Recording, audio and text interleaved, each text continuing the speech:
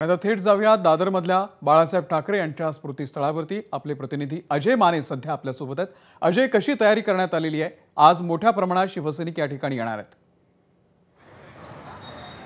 अमोल, सकाळपासूनच शिवसैनिक जे ते ह्या स्मृतीस्थळावर बाळासाहेब ठाकरे यांना अभिवादन करण्यासाठी येताना पाहायला मिळत आहेत। आणि त्यात वयोवृद्ध असतील, जुने शिवसैनिक असतील, ते सगळे त्याचसोबत महाराष्ट्राच्या कानाकोपऱ्यातून या ठिकाणी शिवसैनिक येताना पाहायला मिळतात। आपण जर पाहिलं तर आताही अनेक शिवसैनिक जे ते अभिवादन करताना आपल्याला स्मृतीस्थळावर पाहायला मिळते।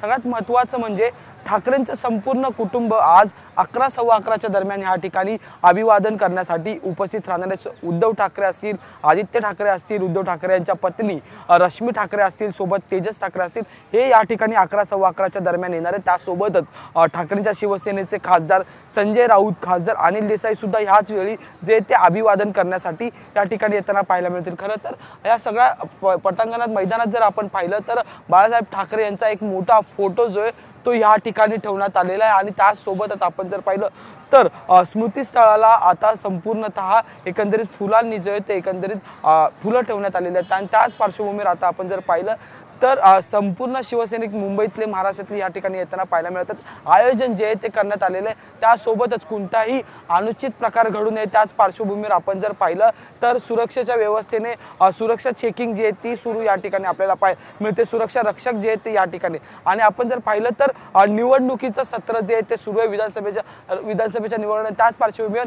निवडणूक आयोगातली माणसं सुद्धा या ठिकाणी उपस्थित आहेत। त्यामुळे प्रत्येक गोष्टीवर जे ते लक्ष ठेवण्याचं काम निवडणूक आयोगाकडून असेल। त्याच्यानंतर सुरक्षा व्यवस्थेसाठी पोलीस यंत्रणा या ठिकाणी सज्ज आहे। त्यासोबतच शिवसैनिक जो आहे तो आता इथे नतमस्तक अभिवादन करण्यासाठी सुद्धा पोहोचताना आपल्याला पाहायला मिळते। अजय, धन्यवाद या संपूर्ण माहितीबद्दल। अपडेट घेत राहू। एबीपी माझा, उघडा डोळे बघा नीट।